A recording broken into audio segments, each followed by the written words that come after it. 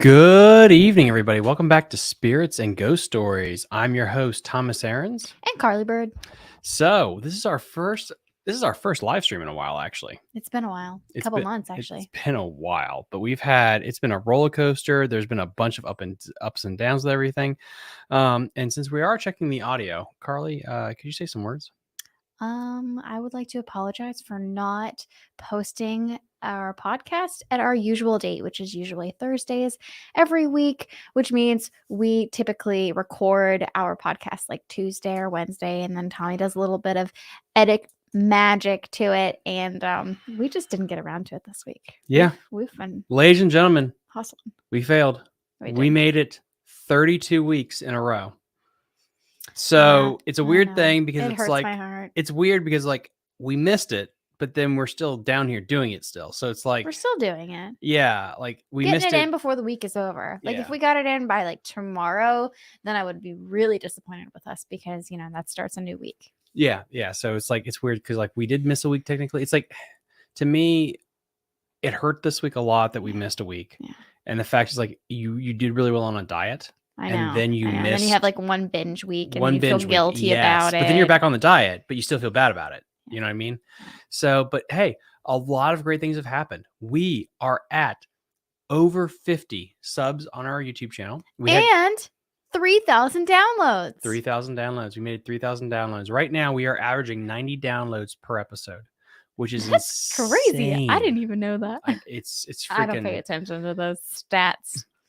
It's been a lot of fun. It's really been a lot of fun. And the reason I've been busier is because my other channel it's been doing really well. It's been doing a lot of fun lately. And so I'm super excited about that. It's been doing a lot of fun. It's been doing a lot of fun. Good. My fishing channel has been doing very well. I'm glad. And then I'm assuming the one person that actually cares right now is Carol Ann. Carol Ann, is that you out there? Please message us if that's you. Super fan. Send us a message. Let us know you can hear us. Yeah. So that we're not just talking out into the ether, because that would be really embarrassing. Who is out there? I feel like I need to sing that. Isn't there a song? Hold on a second. Whoa. Testing 1, 2, 3. I don't like that. Testing 1, 2, 3. There you go. That way at least I have that for the edit magic that comes down later. So yeah, we're just gonna wait for a couple of minutes to see if we get anybody else that cares. And the other thing that I'm thinking about doing is, once I hit 1,000 subs on my fishing channel, on Fishing the DMV. We're really going there? Yeah. We're going to talk about his other channel right now. Yeah, we are. Because we're going to plug it. Here we go. Yeah, we're going to plug it. Fishing the DMV. In case anybody didn't know, Thomas runs a podcast / YouTube channel called Fishing the DMV. And it's about fishing in the DC metropolitan area, which encompasses Pennsylvania, Maryland, West Virginia, and Virginia. Yes, it does. Does Carol Ann, does she have has she responded to you? I didn't ask her anything. I just figured she'd message us here. Do you see it? ? Send. Because she said she heard the eerie music, so I just assumed that she heard us. Good. I got at least 2 people, and then I have to edit this thing together. 2 people. Oh yeah, not just Carol. I've been messaging on Facebook ? Oh, I don't see it. Where's it at?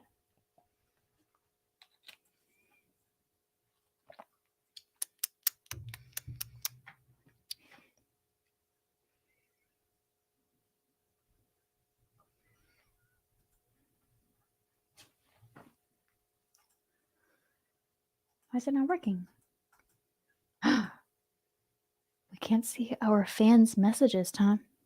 I know, right? This is sad. Can't post comments to some destinations. Ask her where she's at. She's on Facebook. She said she's been messaging on Facebook. Okay. She says it's there. But I am on my Spirits and Ghost Stories page. And then on my personal page, is she on my personal page, or is she on YouTube? Or but she's watching the live stream and she's messaging on there. Could you so ask her the question? Well, she can hear us. So ask her the question, Tom. Carol Ann, are you on my personal Facebook page? If you are, try watching on our other Facebook page or try to watch on YouTube.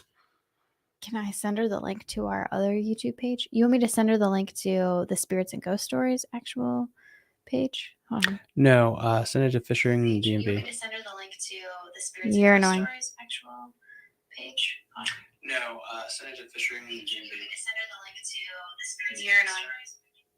Okay, turn that down. Hold on. Here we go. Found it. Yeah. So on YouTube, I made it through. Okay. So here's the live video. Oh, we got 4. We got 4 people. Who's watching?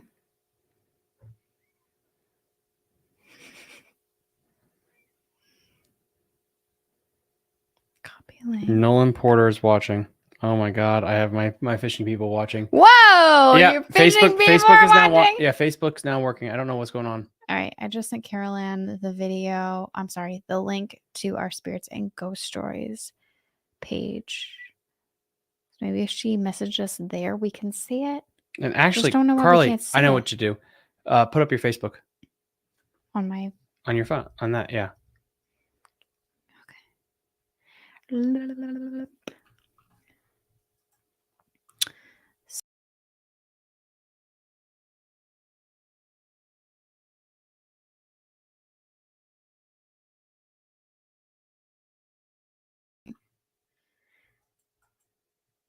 Hold on. All right. Okay, got it. I refreshed. Facebook. Is it working? Is it working? Oh, Carol Ann, it's working. All right, we're good. We're good to go. All right, sorry about that, guys. All right. It's really annoying. Yeah, technical difficulties always abound with all this stuff. Forever. All right, we are good to go. And Sweet. So, Tom, would you like to put your phone down and tell everyone what the story is going to be about tonight? yeah, I'm sorry super about- excited about that. I actually have been wanting to do a story on this specific creature for a Perfect, while. perfect. Yeah. So let's just restart. Sorry, we had a technical difficulty. I had to actually refresh my screen to get everything working, which No was really problem. weird because like I live streamed today from my other channel and there was no problem. So apparently there's a problem with this. So I don't know. That was different. It's always clunky with Spirits and Ghost Stories. I know. I don't know why, And but it is. I feel bad about it because it's like this. It's not our fault. Because this is our this is the baby. This has started everything. This is the firstborn. This is Oh. this is the first. Yeah. Yeah. This is the firstborn 100%. son.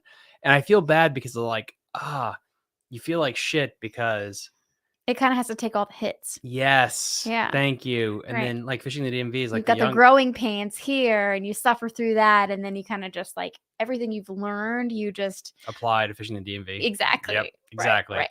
And so I feel bad for this channel. And like I get when your parents have multiple kids because like the younger one, like, so anyway.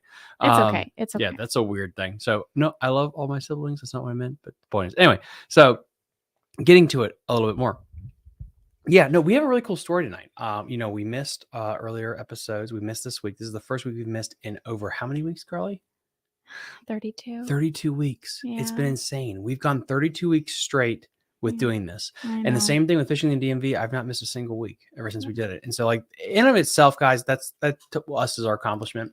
It's embarrassing and it's kind of like disheartening at the same time, but we didn't want to just BS our way through it and bring you a story that was just zero quality. No, exactly. And we had some other issues come up because like it's not just issues. The fact is, I mean, we're not going to lie about it. It's not a brag or whatever. It's just the reality on the ground is Fishing the DMV is taking off. Right. It really is. It's growing really big. I'm in college and I'm still working.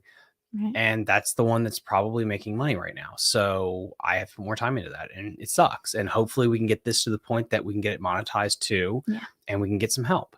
But we are still going to do this no matter what because this is so much fun. Mhm. And I really enjoy it. Yeah. But yeah, so today's story, we're going to kind of do this a little bit differently than we usually do. Oh, yeah. We've got a new setup. Technically, you are still in the week. I love you, Carol Ann. Thank you so much. Thank you. Thank you. That's what I've said originally. I was like, you know what? As long as it's before Sunday, Mhm. we're still in the week and I don't have to feel that guilty about it. Yeah. Thank you, Carol Ann. Huge shout out to you. Huge shout out to Carol Ann and Tess and Linda Aarons and Chris Everett and everyone else that are watching us. Our super vans. Yeah. And I have one person to ask them. For anyone that wants to know what the spirits are tonight for Spirits and Ghost Stories. It's silver tequila, Margaritaville, little shots for like 99 cents a piece, and that's how we afford alcohol these days. Perfect. That's off. That's off. Okay, I don't cool. mix it with anything. And now we get just into drink it. it 3. straight. Did Okay. you just say 3, 2, 1? Yes, I did. What's going on? I am just getting everything all geared up for us. Okay. Cause things. Anyway, tonight we are doing things a little bit differently. Usually, one or the other person does the history as well as the story. However, this evening, Thomas is going to do the history on this mythological beast, and I'm going to do the story. So we get to kind of share it.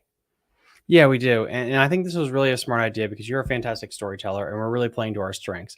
And this story here is one of the coolest stories I've ever actually seen. It's a mystery story. I want to have a huge shout out to my sister. She's the one that really kind of got this thing going. She's the one that made me kind of like investigate it. And This story? Yeah, this Recently? story here. Yeah. I forgot completely about this one. We should be reaching out to her that watch this Well, we live should. stream. So it is called the Dyatlov Pass Whoa. incident. What's going on?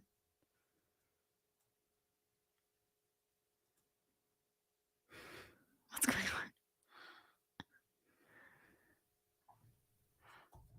on? I had to respond to that. Okay. If I wasn't drunk at my in-laws, I definitely would. Okay. Sorry about that. So anyway, so today's story is the Dyatlov Pass incident. Okay. So this is a really, really neat thing because this actually happened. This literally did happen in Russia. Let me get this up here to kind of show you guys kind of what happened. You're going to let them read along with you? No. Oh, I thought you were sharing your screen with them. Yeah, because I'm going to try to show them exactly what happened here. So, oh, pictures. Yes, there's a lot of pictures. And for anyone that has kids at home, there are going to be dead bodies in this one, a bunch of dead bodies. Because this is actually the event that actually did happen in real life. Shield Tilly's eyes right now. Yeah, shield Tilly's eyes. So basically, trying to throw these pictures up on the screen so everyone can see them. There was a group of individuals that went out into the mountains, the Ural Mountains in Russia, and they never came back. A search party went out for them. Yeah. And what they found was shocking. What was even more shocking was after the Soviet Union investigated the whole incident, their findings of what happened. And this ties into the tale that you have about this incident and some of the theories that kind of get along with it. Now, my job in this tale is to paint a path that starts at 0 and ends at the death of 9 young college individuals. And it's not just that they died. It's the mountains. It's cold. Things happen. It's crazy. But it's around the deaths that's really crazy about this story. What did they find? You're going to find out in today's timeline. Shout out to Dan Cummins. I love you.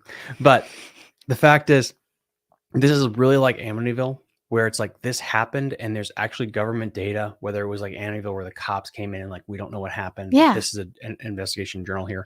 And so with this thing here, we're going to kind of get in the timeline of exactly what happened because guys, it is, it's pretty crazy. Now, why Max flip around the screens like this, I have no idea, but I hate it to my core so much. There we go. Question: You are you going to tell us what the beast is? Oh, we're going to get there. On January 27th, 1959, 9 very experienced young hikers set off into the Ural Mountains a few hundred miles north of Sherdvank, now Yervinkians, on a 2-week mountain hiking trek. Sadly, none of these individuals would return. None of them? None of them would return. None of them. And what happened to them, that's kind of the crazy part. As they pushed through the hostile climate towards the base of the mountain, they were hit with snowstorms that ripped through the narrow... That's fine. They can still see it. As they pushed through the hostile climate towards the base of the mountains, they were hit with snowstorms that ripped through the narrow passes. Decreasing visibility caused the team to lose their sense of direction And instead of moving towards the Entente, which is basically the cap of the mountain, they accidentally deviated west and found themselves on the slope of the nearby mountain. Oh. This mountain is known as Kalholt Sarvak. Now, guys, if you've been with me since episode 1, you know I suck at speaking English. That will continue today because a lot of these names are in Russian and I can't even speak American very well. So, yeah. This mountain is known as Kalholt, Whoa. meaning dead mountain in the language of the indigenous Mananese people of the region. To avoid losing the altitude they had gained on, perhaps simply because the team wanted to practice camping on a mountain slope before their ascent to the peak, they called camp there and made for the night. It was on this solitary mountainside that all 9 hikers of the Dyatlov Pass incident would meet their demise. And honestly, just for you to kind of like get an idea of this. So these are the individuals. Okay. These are some of them. Okay. And again, I will be showing for the individuals that do watch this, not live, there will be a lot of dead bodies in this photo. These are actually criminal photos, not criminal, but these are basically investigatory photos that actually happened afterwards. So, how many people were there again? 9. 9. 9 okay. individuals went up. No one came back. Okay. So again, you will be getting photos of this as we continue. Okay. So just Can you get rid of that comment there on this? Hmm? There's no need to have that comment there on this screen. Thank you. Oh, so this is now being a cunt. All right, perfect. So now what? When February 20th rolled around and there was still no communication from the hikers, a search party was mounted. The volunteer rescue force that trekked through the Dyatlov Pass found the campsite, but no hikers. So military and police investigators were sent to determine what had happened to the missing team. When they arrived on the mountain, the investigators were hopeful that they would find something. Through the group was made up of experienced hikers. So clearly, like all these people were of college age except one. Okay. All of them were below the age of 25. Okay. They come from a Russian university where like hiking and trekking on mountains, this is like their thing. So the fact is, wasn't like a bunch of people from like say California going out. So they weren't just like willy-nilly. Yes. I'm gonna climb a mountain for the first time ever. They were actually experienced. It was none of that people. Stuff. And that's what makes this whole thing just so.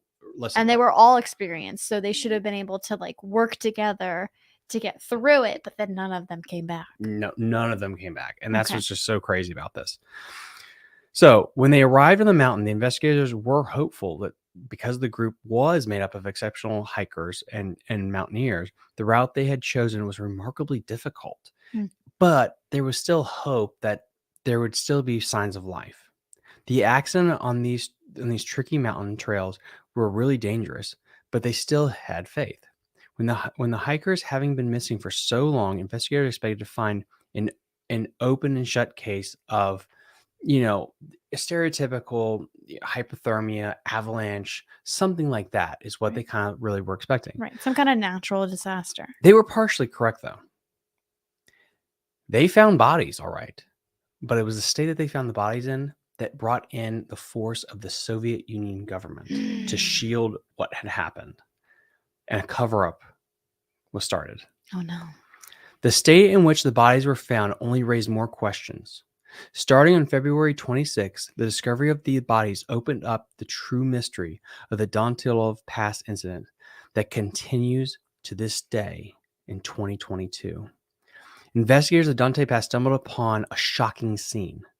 When investigators arrived at the campsite, the first thing they noticed was that the tent had been cut open in a way that soon proved to be from the inside, and that it was nearly destroyed. Meanwhile, most of the team's belongings, including several pairs of shoes, had been left there at the campsite. Shoes were left, meaning they woke up and just ran. They woke up, cut a hole in their tent. They didn't go through it. They used the knife and cut open the side, and all of them burst out.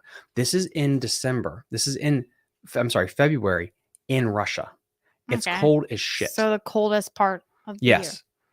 They didn't discover it 8 of the 9 sets of footprints from the team, many of them clearly made by people with either nothing, socks, or a single shoe on their feet. Hmm. These tracks led to the edge of the nearby woods, almost a mile away from the camp. At the forest edge, under a large cedar, the investigators found the remains of a small fire in the first 2 bodies, Yuri Krvenkovich, 23, and Yuri Dorokovich, 21. Despite temperatures of negative 13 degrees to negative 22 degrees Fahrenheit on the night of their death, both bodies were found shoeless and only in their underwear. And so, again, guys, like I said, brace yourself. You're going to see the images of some dead bodies here. I'm sorry, but we got to do what we got to do for the fans at home.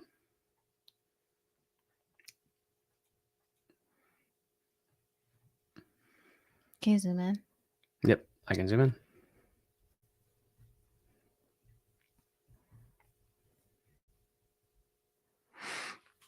That's how they were found. Okay. Frozen underneath the cedar tree.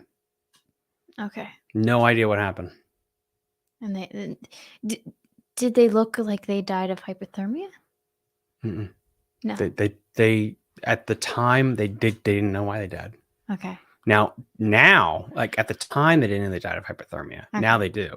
Okay. Because of some other incidences that we're going to get into in the story. All right. But again, this is kind of like why it's like.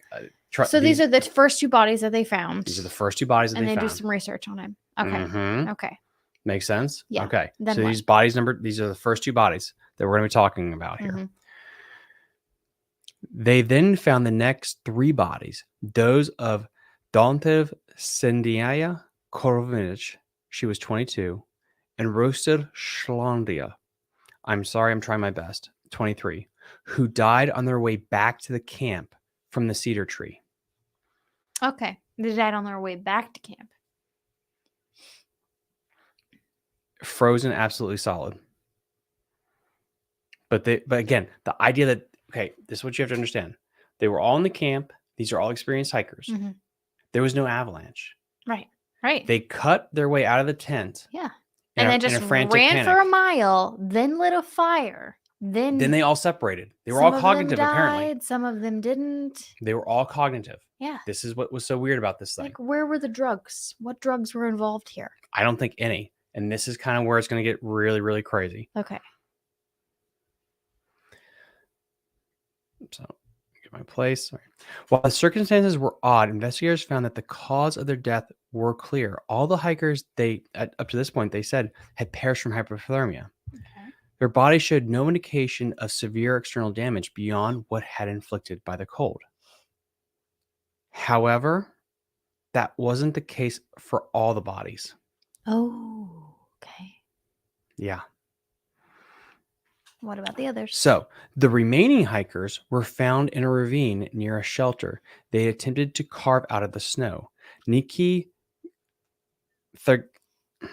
Therberiexi, 23-year-old grad student, had a caved-in skull, while 24-year-old Alexei Krvenov had a deformed neck and was missing his eyebrows. What? The oldest hiker, Sherion Korvecki, 20-year-old, had a crushed chest with multiple broken ribs.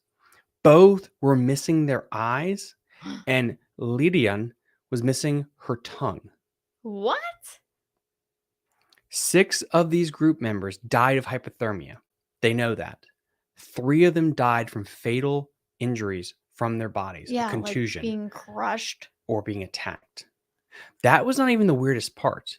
So let's just really get these facts straight right here. Yeah. The tent had been ripped open from within. Mm-hmm. The victims had died 6 to 8 hours after their last meal. Mm-hmm.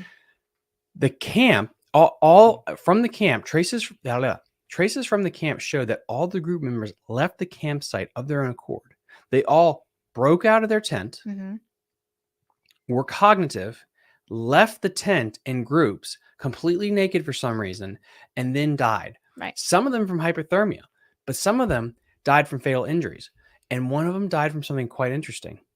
Because on one of those patients, Lakiryov, they found levels of radiation on her clothes. Radiation. nuclear radiation was found on the clothes. Explain that. An alien.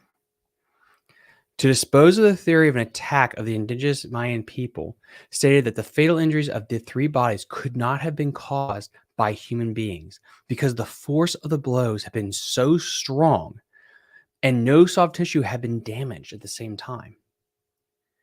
And so the indigenous people were waved out that they didn't do this. And yet this was such a big mystery that the Soviet Union covered it up for many years until it was finally opened up when the Soviet Union fell in the late 1980s. Now, here are the 3 main theories, and this kind of gets us into our tale for the day of what actually happened. The first theory, early on, it was theorized that the Soviet authorities may have been killed by the Mayans, which are an indigenous people of the region. The idea that the hikers were slaughtered by the straying Aborigines that lived on these lands. Hold on, the Mayans? Yeah. Mansi. Indigenous people of the region. The Mensi. The idea that the hikers were slaughtered for straying onto sacred land, or perhaps as part of some kind of ritual. Mm-hmm. Much was made about the idea that these Aboriginous people were the ones that did the slaughter. This has been radically debunked, though, as baseless theories rooted in a misunderstanding of the culture and rituals of these individuals. And if there were indeed rounded up and murdered, why were the bodies found in different locations? Right. Some more injured than others. Right. Furthermore, as we talked about earlier, the force done to these people could not have been done just by regular human beings. No. Their skulls were crushed in. Right. Their chest was broken. Mm-hmm. Radiation was found in one of the bodies. Right. The tongue was missing. Where the heck is the radiation? Well, I mean, second theory. Tongues and eyes. Yeah. Well, yeah, true. But here's the second theory. 2 members of the group had been the focus of a particular speculation. Why was Simeon, a 37-year-old veteran of World War II, attached to this group of young students and grad students? Oh, wait a minute. He's the only one that was the oldest. He's the only one that was like out of college age, right? He was the only one that was out of college age. Why was he there?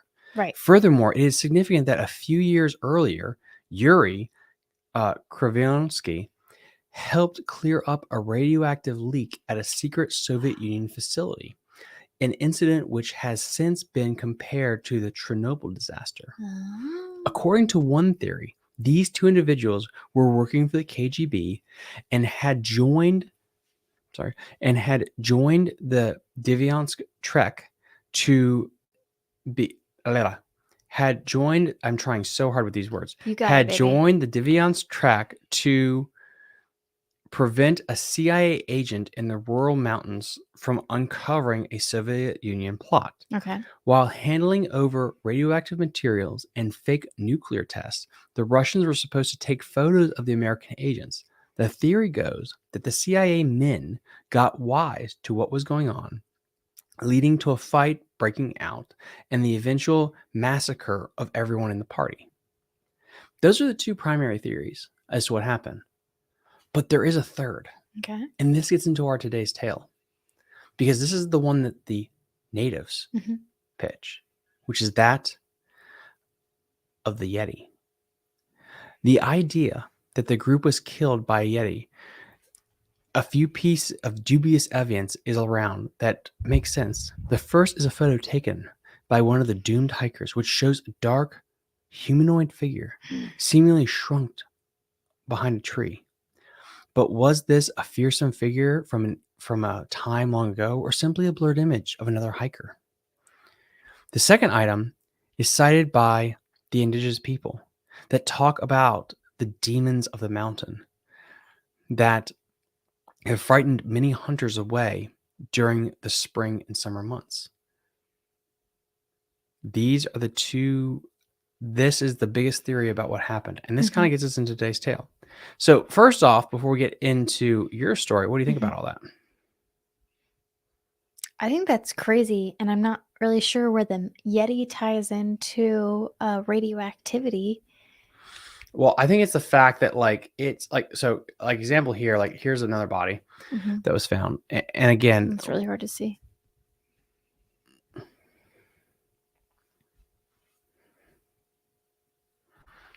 like this is a body that was found in the river. Mm-hmm. Like it was dragged and dropped into the river. 2 of them were. It's just so strange that they weren't eaten. What do you mean? Well, usually if it's a beast or some kind of animal, then the bodies are eaten or mangled in some way, not just like destroyed. You know, But not just killed and then left for because dead. You if know it's what a I mean? Yeti or something like that, a primate, Yeah. it could be territorial. Okay. That the Yeti, it was his I see. territory, and Okay. it was not So if because he it was wasn't trying to eat. hungry, then he was just trying to like Yeah, get them away he from us. Maybe killed they them. got too close to his house or his home. Yeah, exactly. Okay. And so that's what's interesting. The weird thing about this story that there's so many things about this story that are so crazy to me, and like the fact like it wasn't just hypothermia for all of them. Right. How did that person's chest get caved in? Right. They all How that died person- a different way. Yes. Yeah. And then there's radiation, and then their tongues and eyes are missing, but not on all of them, just a Right. few of them. Right. That doesn't make sense either. No. And the fact that they all broke up into separate groups. Mm-hmm. Why would they break up into Yeah. separate Why groups? didn't they stay together? And why Especially didn't if they were. And why didn't they go back killed. into the tent? Yeah. Because the tent was fine. Yeah. The tent wasn't like buried in an avalanche. Right. Why did they leave the tent and come back. What did they hear? Because I think that's what it was. Yeah. Deep down in my They heard something and they knew they needed to like flee the area. They had to flee so fast that they had to cut a hole in the tent. Right. So in my belief, I think what happened is there was something out there that scared the crap out of them. Yeah. They cut a hole in the tent and they Mhm. ran like hell. Mhm. Then they realized what had happened and they tried to make their way back to the tent, but it was too late at that point. And I think a couple of them probably got attacked by this thing because that would explain why they all ran into separate pairs. Yeah. Because whatever it was went after a few of them. Those are the people that had the horrible injuries. Yeah. The other ones froze to death. Makes perfect sense. Right. The ones that were the fastest froze to death. The slower ones were the ones that got mangled. Yeah. And those are the ones that had the trauma, the blunt force trauma to them. Yeah. That to me makes the most sense. Right. Because if you were a primate like that, and everyone like they know this with chimpanzees and apes, or chimpanzees and gorillas, they're like the silverback is very territorial. And you think of a silverback gorilla, Very true. That thing is so strong, it doesn't have to do much to hurt you, but it's not trying to like eat you, it's just trying to get you out of the territory. Right. If a silverback gorilla in this example, let's say they were camping in the rainforest. Well, monkeys have like the strength of like 25 men put together. Exactly. Yeah. And they're only like this tall. So basically going with what I was saying, if you were camping in the rainforest and you were in the territory, let's say of gorillas, and the silverback came up to the tent, all that if it caught one of you and started beating the crap out of him, you ought to all flee. Right. You'd all flee, right? Yeah. So whatever this was gets one or two of them. Everyone else flees. What happens? They're like, oh shit, we're going to die out here. A couple of them try to make a shelter. Everyone else tries to get back to the tent, but it's too late because it's like negative 15 degrees. Right. That to me makes the most sense because there was no avalanche. There was no burn marks on the inside of the tent. There was no fire. All right. I think they just heard him like screaming or something. What do you guys down in the comment section below? What do you guys think it is? Yeah. And then that kind of gets us into to your tale, right, Carly? Right.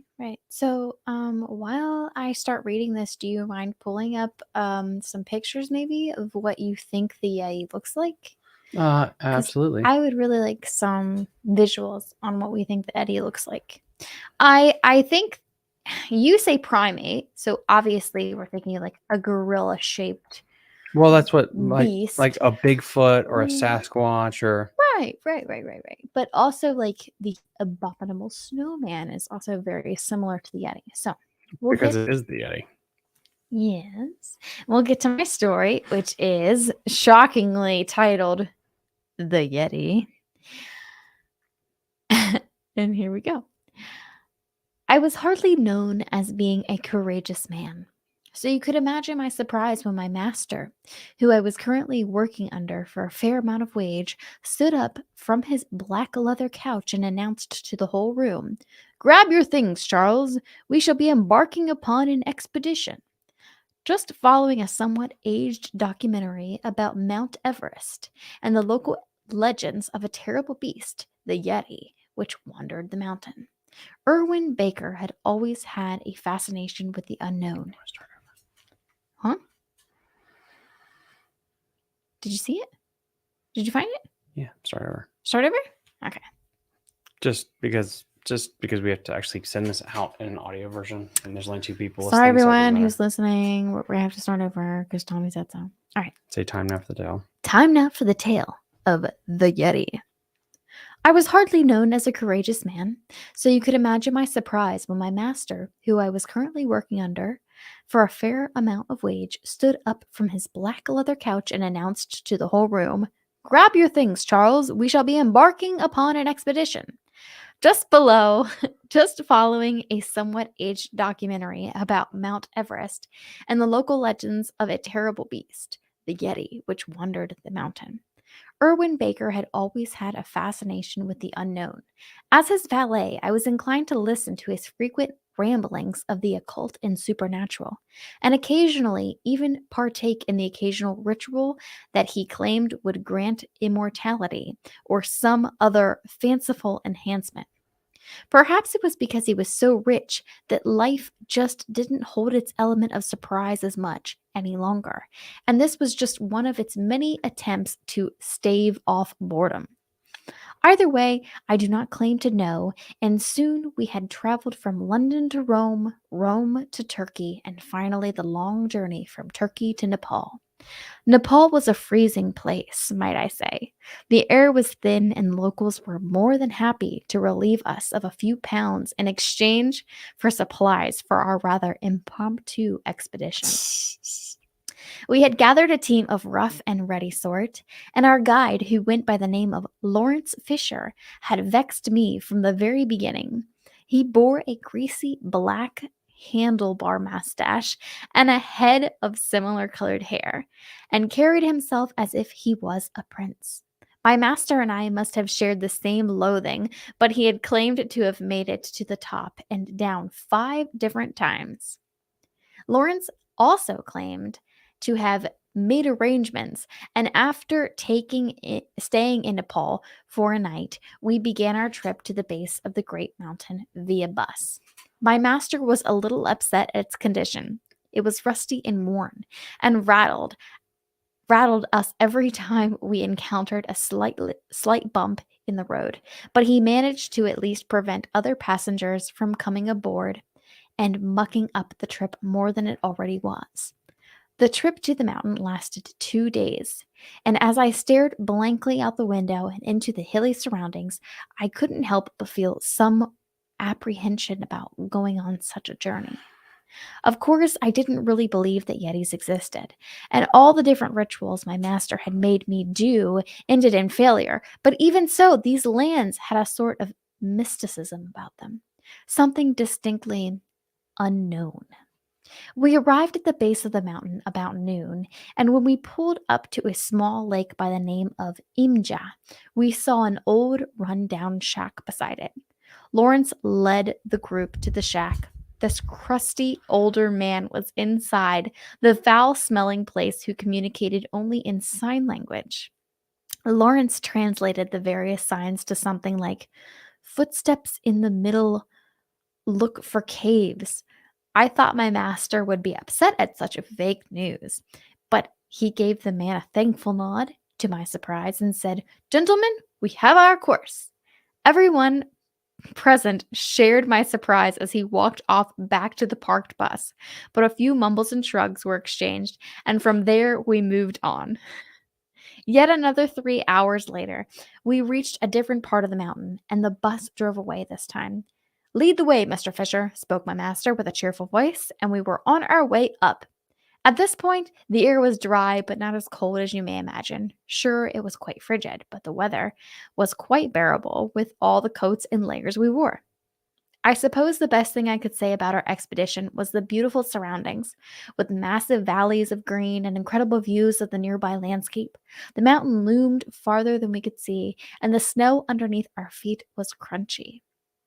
Camping on Mount Everest was a painful affair, considering the bitter cold bit into that we faced at night, and further up we went. But we all made it through and continued to follow Lawrence the next morning. After about a day of travel, we made camp at the flattest piece of ground we could find. It was about 2:30 when Lawrence stopped dead in his tracks, according to my watch, about 15 feet ahead, and with a jubilant expression turned to us and began shouting, "We are on the trail, my friends! Look!" When my master and I approached where he was standing, and we were both equally shocked by the outline of what appeared to be an oversized foot in the ground, Irwin looked more overjoyed, while I must have seemed quite horrified by what I saw before me. All these years I imagined that the pictures of the footprints upon the slopes of Everest had all been staged, but the frightening reality of what was before me hit harder than I imagined. Even so, I kept my best poker face and couldn't help but grin a little at just how enthusiastic my master appeared. Usually, past the twinkle in his eyes, one could see a hint of boredom within him. It was gone now, and I thought that was a good thing, to be quite honest. The people who were with us just stood there, most with expressions of disbelief. One rubbed his eyes while the other raised a hand to his mouth. There was a little hesitation within the men as we pressed on, following the scattered prints to find where they led. "Looks to be a snowstorm in the making," Lawrence announced, picking up his pace. "We must find our Yeti before it sets in." I do not know how he knew this, but he stomped up the snowy slopes at double time, and my master and I followed suit. There was a childish spark of adventure in me that evened out with the initial shock of seeing the mark in the snow. Perhaps I am just a weird person at heart, but Irwin's pure enthusiasm was contagious. Another night went by. The prints were beginning to grow more and more discernible.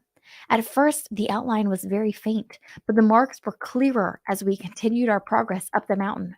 3 huge toe-shaped extremities and a giant main section. Simple enough, but nonetheless frightening. A couple men had snapped some photographs of the prints we had found, as my master demanded. We had even taken an old Polaroid along to ensure none of the evidence would be lost. It was another day of travel, and things were getting much colder.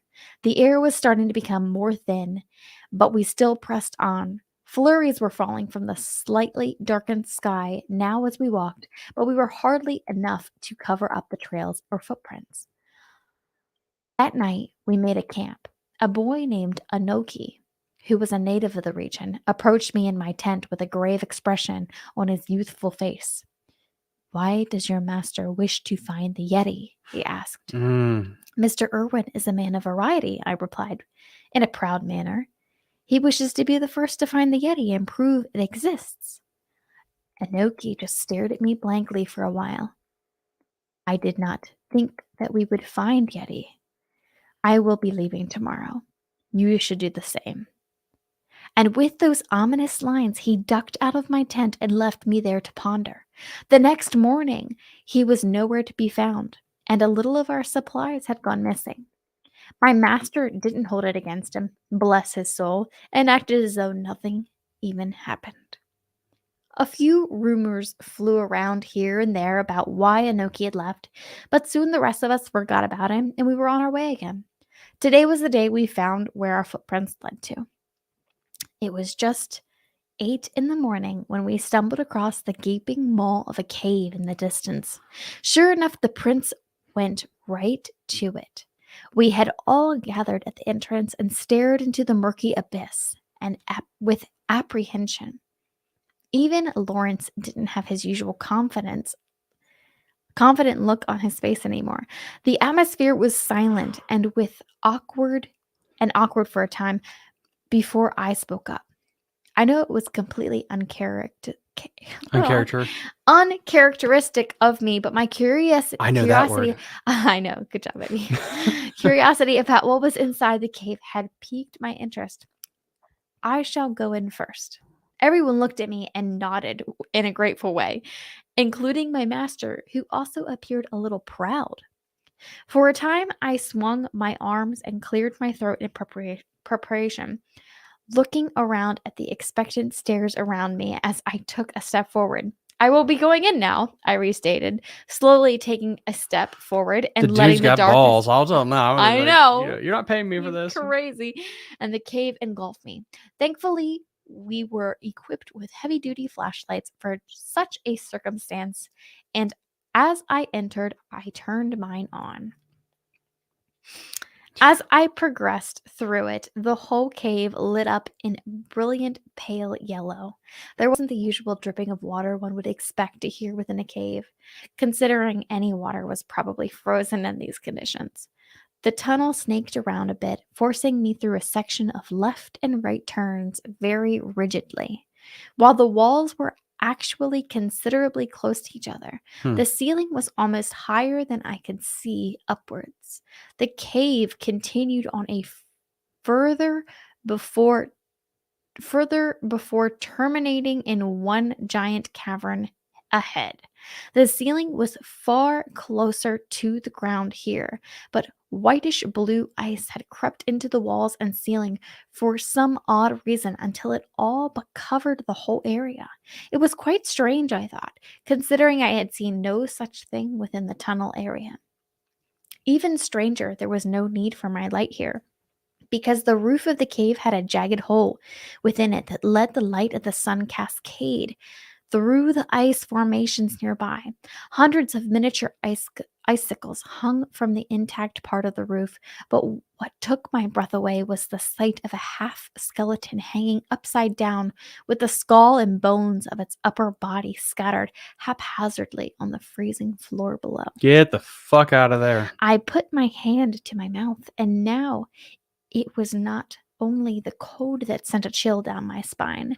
Bloody bones belonging to various creatures were littered all across the place. But what disturbed me the most was how many of them were human. Some were hard to distinguish because they lay in messy piles with other bones of different creatures. Still, the ones in plain sight were enough to let me know that we had most certainly found our Yeti.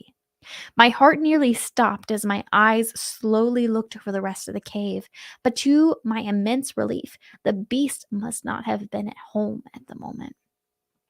I almost That's couldn't worse. bring myself to snap a Polaroid before I left, but had managed to do so. When I showed the image to the group outside, everyone seemed just as frightened as I had been. That included my master, who, with an unsavory look upon his face, said, "Gentlemen, I believe we have what we came for. It is time to depart." That's such a British gentleman way to be like, gentlemen, let's get the fuck out of here. Let's get the fuck out of here. But you keep like you see like a little top hat, like, all right, guys, let's You did your job. Thank you very much. good job. Now Toto. get me out of here. Not one man raised a protest of any sort, and soon we began Who would be like, no, it's fine. No, let's go check it out. Soon we began descending the great mountain slope once again. I suppose when we saw that picture, Erwin knew just what he was getting himself into, and the risk outweighed the reward. We, like many others, had gathered what little information we could and would not be pushing our luck. But I'm afraid that the tale doesn't end there. For as we stomped our way down the mountain at a reasonable rate, we were engulfed with a blizzard that descended upon us in what felt like a few minutes. The whole world was cloaked in a powdery white, and soon I had to struggle in order to see 5 feet in front of me. I made it a priority to stay by my master all the way, who plodded onwards with his gloves batting the air ahead in an attempt to aid his vision. "Well, Lawrence did warn us," I shouted, trying to stay as positive as possible. "Indeed he did, but not of how fast it would happen," came the reply, and to be honest, I couldn't refute this.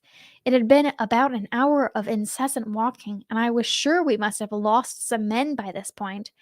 I could see none of the nearby surroundings, only an endless amount of snow and a barren wasteland beneath my feet, which I had trouble feeling, just as I thought things could not possibly get any worse. A terrible, cacophony of I can't read that word. Cacophony of roars filled the air through the unbearable howling of the wind.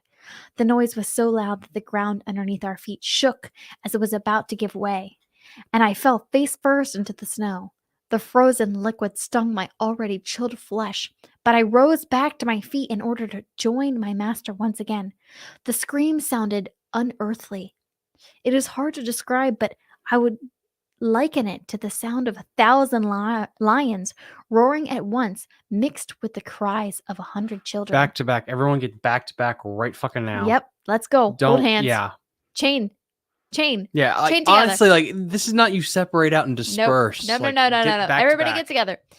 It was terrifying to say the least, and my master and I began running faster than ever despite Where the are you weather. running to? Like, how far away I don't is know. your Hopefully they destination? have like a compass in front of them. We became fueled by Compass adrenaline. in front of them? No. Like holding Oh, the okay, got compass, it. like holding it out like this Got in it. front of them. It's not a so video that they... game where she just like Oh, follows you. shut up. We became fueled by adrenaline as something from behind us slowly began growing more and more noticeable. A rhythmic rumble shook the ground like the roar, but to a lesser extent. But it sounded suspicious, frightening in a primitive way, as if a man had grown 3 stories tall and was sprinting towards us. From what little I can recall of this, my theory must not have been far off, because we had a horrible scream from behind that momentarily pierced the veil of wind before fading into the frozen oblivion for good. With pure fear to spur us on, we began almost stumbling down the mountain. After what felt like hours, the storm was starting to let up, enough for me to see the figure of Lawrence Fisher lagging slightly behind us and occasionally glancing back into the storm in fear. The only memory I have of the beast itself is the massive, hairy arms that momentarily reached out from the cloak of snow to grab the entirety of his torso and drag him, screaming at the top of his lungs for help, into the ocean of murky white. That thing must not have been far behind, but I believe we are all still alive today because our team bought the 2 of us time. Erwin and I didn't stop running until we were away from the storm, and even then we were sure to behave as if paranoid. And after 3 days of no sleep and exhausting travel, we managed to stumble down off that godforsaken mountain and back to the closest thing to civilization that was nearby.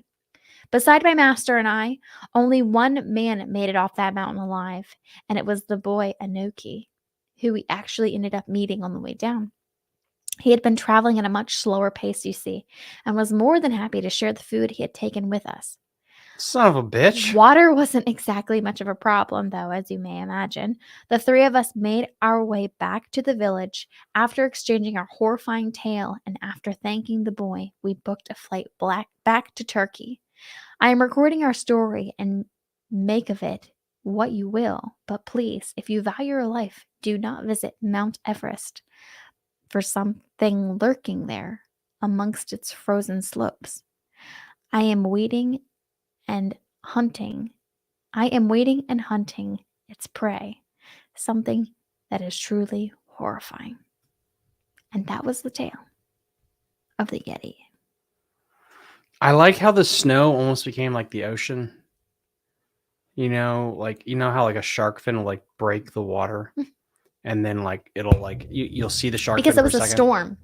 Yeah, because and you couldn't see very far, only a couple feet. Yeah, and like to me, like that was like that's what's so freaking like I don't know scary about that. Like because like I listen to like shark attack stuff, guys, online. That's a good point. And like so it's like when a person's taken, it's like you just see like the ocean surface, and the person like just gets underneath the waves. Yeah. It's creepy because it's the same thing with the snow almost. Like how In he case told anyone it. didn't know, Thomas is obsessed with the sharks and shark The attacks. sharks. Yeah. You literally have an app on your phone that lets you know anytime there was a shark attack in the world. So yeah, he's obsessed. Anyway, Carol Ann says most gorillas and primates are herbivores. I understand that, Carol Ann. However, the Yeti apparently is not. But the point is, do you know what an herbivore is? Yeah. Herbivore, it means it only eats like veggies. Yeah, but it would still and my point. No, an omnivore eats both. Anyway, my whole point was the fact that it would still attack people if it got close to its tribe. Not that the gorillas not or that monkeys it ate would. it.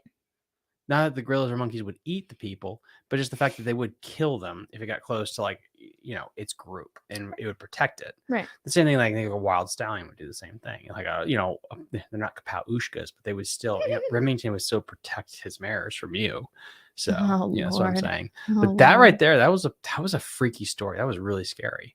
And guys, to kind of like give you an idea of kind of what they look like, we're gonna whip up an image. If you guys don't like, come on, if you don't know what an Yeti looks like where have you been? An abominable snowman, white, furry, gigantic, and strong. Oh, so I mean that's what the Yeti looks like. It's supposed to be part of the primate family. yeah. Actually, long ass arms. Yeah. So based on my notes here, the Yeti is believed to be one of the missing links. It's just like Bigfoot or Sasquatch, Right. probably part of the same genotype. They're related. Yep. And it probably actually descended from China or India is where it came from. Oh. Yeah. So now I think the Yeti or Bigfoot are actually real. I do. I think something like that is real. Wow. Yeah, 100%. Tom's leveling us Because right now the type of it though, hear me out. Okay. I think a massive primate like this definitely exists. Okay. Is it still around? I don't know. But it's the same thing with like the megalodon. The megalodon is a great white gigantic shark. that did exist. And the oceans are massive. Right. With Jason Statham. Yeah, exactly. Good job, Carly. So, but my point is with the megalodon is the fact that humans have been around long enough that did one of our ancestors see a megalodon? Yeah, probably. Or a big enough shark to be like, yeah, this monster exists. Do I think that the Yeti's around now? Probably, maybe not. Maybe Bigfoot's not. But I do think that probably our ancestors probably did see something like this in the woods. And because it's been around in every culture too. Mm-hmm. Like no matter what continent you go to, tribes have some kind of hieroglyphics or cultural resemblance to a Bigfoot or a Sasquatch or a Yeti. Right. And that's what's weird to me is like when every continent besides Antarctica, some kind of giant, but they all look the same thing, but they don't all, think about this. If you were a tribe in France or, in the Himalayas or the Rockies or Appalachia or the Canadian wilderness, all of you have this picture of a suspect. Let's say this is a murder case. Right. All these people that aren't related basically tell you what the suspect is, and you end up drawing the same person. Right. Right. And then you bring them all together later on, and like, they all literally are the same thing. That's crazy to me. And so it's like at that point, it's got to be like there's got to be some truth to this thing. Yeah. Carol Ann, do you believe? And anyways, I bring this up to everyone that's listening, whether it's live or not. Do you believe in the idea of a Homo sapien, our ancestors, like a gorilla? And I'm not talking about evolution. Okay, I'm not trying to break up a bunch of religion. Right, we're not talking about science. Anyway, so yep, she's broken today. I'm sorry. She did some magic mushrooms before the show, so she's a little trippy. So I deeply apologize for that. Long day. But yeah. But anyway, this gets us to our last segment of the day, which is scary stuff in the news. And this scary stuff in the news. I feel like we eventually need to have kind of like a little like music intro. Once we make money with this, absolutely. So scary stuff in the news is kind of going with this. The Yeti's footprint. An Indian army mocked over the claim. On April 30th, 2019. This happened. The Indian army has claimed to have found a footprint of the Yeti, sparking jokes and disbelief on social media. What year is this? The army, I just told you already, the army tweeted to its nearly 6 million followers on Monday that it had discovered mysterious footprints of the mythical beast, the Yeti, at the base of the Himalayan mountains. The Yeti, a giant ape-like creature often figured in South Asian folklore, there is no evidence proving the Yeti exists. However, this footprint has left people stumped. So, even to this day, they are still finding possible evidence of such a creature existing. Interesting. Now, Thomas, do you believe that this creature still exists today due to the evidence found? I don't. If not through evolution, then no, but something that is possible. If not through evolution, then no, but something like that is possible. So Carol Ann Okay, says, okay. Yeah, if yeah, not yeah, through yeah. evolution, then no. I think I agree. I don't know why this statement's so hard for me to read right now. So You're drunk. yes, I do believe that whether it's through evolution or not, I think there could be existing an ape that's that I big, think you 100% agree with Carolyn. What yeah, she's saying I right believe now. it's just like how the sentence is written. But you know. something like that is possible. Yeah. Yeah, 100%. 100%. And it's like the myth. And this is what's so cool about spirits and ghost stories. Now, let me finish this thought before you butt in. Is the fact that through all of our journeys and everything that we've done and all the research, it's so cool to see. Like, example is like we researched the hell out of Celtic mythology through like 4 or 5 episodes and to realize like how they build stories and stuff. And you can take almost like a game of telephone. And it's like, how do you get a Kapowushka or a Kelpie? Or how do you get the Snallygaster or Mothman? And it's like, okay, you start with this thing that was real, but over time, it becomes this mythological thing. You know, could Sasquatch or the Yeti be something that was real at one point in time, but then, you know, through the storytelling, it grew into being something else, something 100%. more mythical, Yes. if you will. Right. Like a unicorn. What is a unicorn? Right. Like, I don't know. To me, that's what's so interesting about it. But then again, it's like science can prove so many things. And I know because we have a scientist like listening to this right now, but there's always that weird, like, oh shit, I don't know. That's the creepy part. Right. And Amityville Horror freaked me out so much because like the logical part of your brain where it's like no one could explain this, even the cops and the scientists are like, I don't know what happened Right. here. And the priest didn't want anything to do with it. The pastor or whatever was just like, cops oh, were I'm freaked not out. touching that. Yep. The cops were freaked out. The priest wouldn't go in there. It was weird. It's a documented case who, by the way, we're going to do this probably next year. The individual that was put away for the murders died recently in prison. Whoa. They don't know the complications of why he died, though. What? He died in prison. They don't know why. They don't know why he died? Nope. They're going to do an autopsy. How recent is this? Like this week? Past couple of months. I just heard about it. But anyway, that's going to be another episode. But the point is, that was creepy. Crazy. And then you have this Dante Pass incident where a couple of members did die of hypothermia. But then why did they tear themselves out of the tent in a rush? There was no avalanche. Great question. There was no fire. Right. How were a couple of members brutally savaged physically, but there's no trace? And the Aborigine people, they've been wiped clean of it. They didn't do it. And yet these people, the ones that did just die of frostbite, sometime before they died, were cognitive enough to tear themselves out of the tent, run like hell, pause, think, oh shit, we got to go back, and then go back to the tent. If the tent was on fire, you wouldn't go back to it. Right. If it was an ambulance, you would go back to it, which meant you were scared or terrified about something that happened. Right. Something's going on. A couple members were brutally savaged. I don't know. Right. To me, it makes me think there's something else there. And the radiation, that was the weird thing too. That's the weirdest part is the radiation on top of it. The radiation. This is so supernatural. It is. It's so supernatural. And the fact that the Aborigines How people... do they even think to test the radiation? Soviet Union, baby. I don't know. Okay. And just like all that together. And the fact that Aborigines people are terrified of that mountain and believe in like this mythical quality of like the Yeti there. Right. So I don't know. Like this whole story was really cool. I hope you guys liked it. Yeah. In other words, it's all through evolution. Yeah, no, Caroline. No, I understand. Like, okay, that makes more sense. Sorry. Caroline also says here, Thomas struggles reading English. Humans and megalodons didn't exist together. False. False. Well, Caroline, Caroline, we'll take this offline. We'll talk later. Later. In other words, it's all through evolution. No, 100% I agree with that. 100% I agree through evolution. It could exist. Do that. No, the megalodon thing, because I still think like the ocean is like, we know. Every time you say that, I think of Jason Statham. The megalodon. Okay, he says it like that. All I know is that, and Caroline would probably agree with this statement, that we know more about Mars and the moon than we do about our oceans. Oh, yeah. Sure.